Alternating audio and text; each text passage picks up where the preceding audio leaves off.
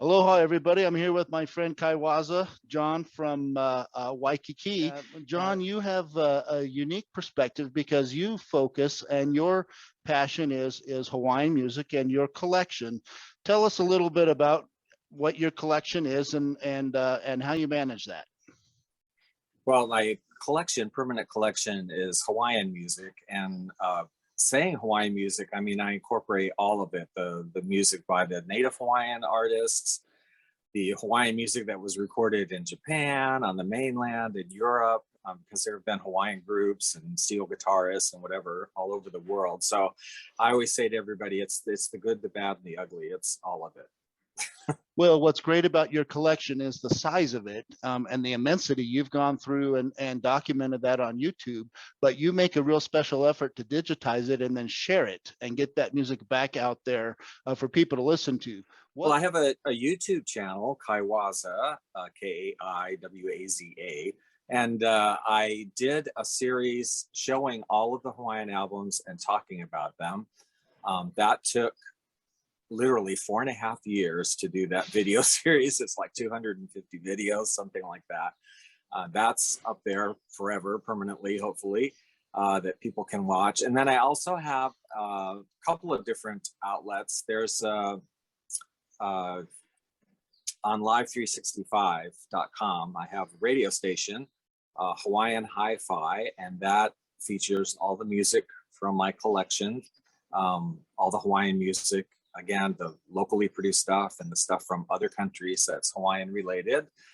And then I also have on 8tracks.com a playlists under Hawaiian Leisure Hour. There's a story behind that. I used to work many years ago at a religious and ethnic radio station here in Hawaii called KNDI. And they may still have, a show on very, very early in the morning, like at 5 a.m., 5 to 6 a.m., that these very old Filipino ladies ran, and it was called Filipino Leisure Hour.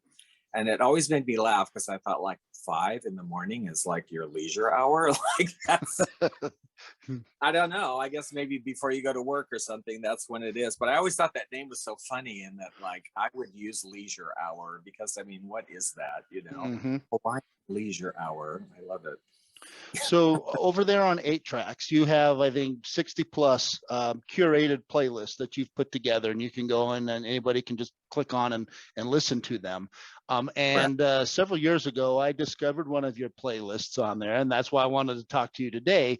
The playlist is called "Won't You Take Me to Funky Isle?" And it's a 25-track collection specializing in Hawaiian disco music. Tell me about Hawaiian disco music and how funky it is. Yeah, well, who even knew there was such a thing, right? Unless you were here for it, I guess. But yeah, I mean, it's always been said that Hawaiian or musical artists in Hawaii, recording artists in Hawaii, in addition to, of course, their traditional music, always will follow the trends on the mainland. So basically, whatever was happening on the mainland in terms of popular music, there would be Hawaiian artists who would sort of incorporate that or imitate some of that into their own music. So disco, believe it or not, was no exception. So a lot of the local artists, local Hawaiian artists that were recording in the 70s, usually they didn't do an entire disco album. There's one or two that the whole album is, but they would do a couple of songs on their album in the disco style, sometimes like an original composition of theirs, or sometimes they would take a well-known Hawaiian song like Blue Hawaii and do a disco version of it. Tina Santiago comes to mind too, who I think did a really great disco version of Beyond the Reef. That's really good. And it's a strange thing, but it just makes me laugh now. I mean, it's disco generally. I like disco, but I mean, it's funny, right? You know, looking back on it. And so listening to these Hawaiian artists doing disco numbers and Hawaiian songs in a disco style, you know, it's it just makes me laugh. I mean, it's good stuff. I mean, I enjoy it, but I just think it's funny, you know, gives me a chuckle. It's pretty quirky. And you said, so there were, out of the artists that were recording music there in Hawaii, you know, they weren't doing full albums, but Bart Bascone is one of the exceptions. He released a whole album in 1979, Disco Island, right? There it is. Tell me a little bit about that album. Yeah, I don't really know much about Bart Bascone or his history or whatever. I know he was on, I believe it was back in the 70s, the radio stations, I think it was KKUA, used to do homegrown albums where it was like a new talent or somebody that was sort of unknown, and they'd have like 10 or 12 different artists that put a song on this album. And he became known that way for the song Makapu'u, which he re-recorded on this album in a really better condition or better version. But the entire album really is a disco style. I love, there's a song called Who Is the Lolo Who Stole My Pakalolo? There's a Special Island is a song that I really, really love. It's almost like a disco bossa nova thing.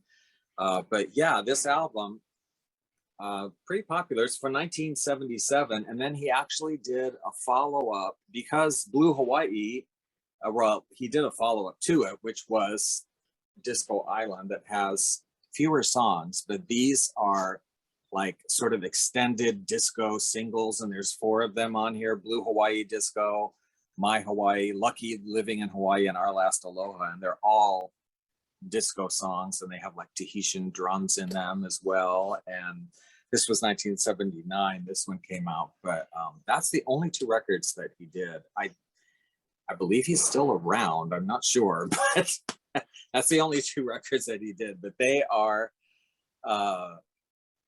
amazing, right? I mean, it's like Studio 54 in Waikiki or something. Well, let's take a quick listen to Blue Hawaii Disco.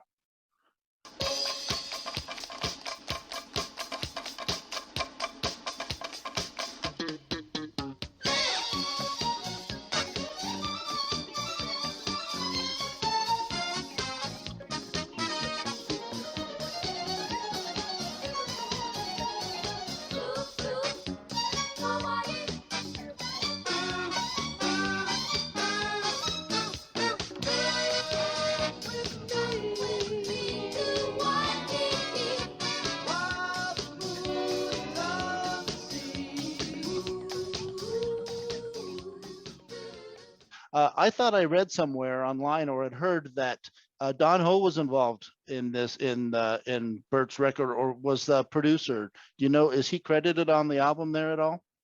Oh yeah, Don Ho Enterprises for the 77 one. Absolutely. The first one.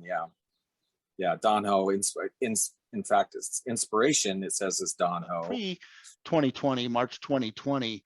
What was the live music scene like in Hawaii, in Waikiki or the Outer Islands? Were any of the resorts still doing live music, or had that pretty much died off, or what? Yeah, it's to me, it's really kind of a sad thing. I mean, the music scene in Waikiki, as the Outer Islands as well, I mean, has diminished so much from what it used to be.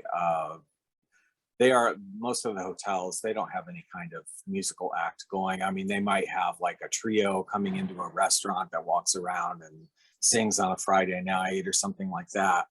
But they just don't have, like, they have a couple Polynesian shows at the luau's that are bigger productions. But as far as just in Waikiki and the hotels and the lounge acts and singers and whatever, there's very, very little of that. If really any little. Well, back in the day, that was an integral part of a visit to Waikiki, wasn't it? Every hotel had a showroom or a standing band or orchestra that played there, performers. That was, I mean, you could open up the newspaper and you'd have to pick between 10 or 12 different shows that you'd want to go see that evening, right? Absolutely, yeah. And it's not like that at all now.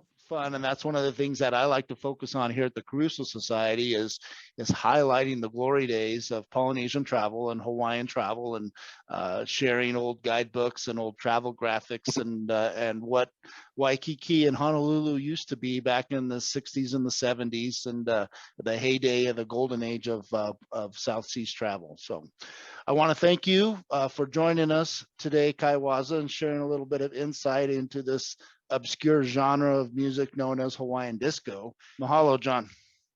Thank you. Attention, islanders. You are hereby commanded to listen to Hawaiian Hi-Fi Radio on Live365.com. To listen to any other music is taboo. If you do not obey, you will be sacrificed to the volcano. Hawaiian Hi-Fi Radio.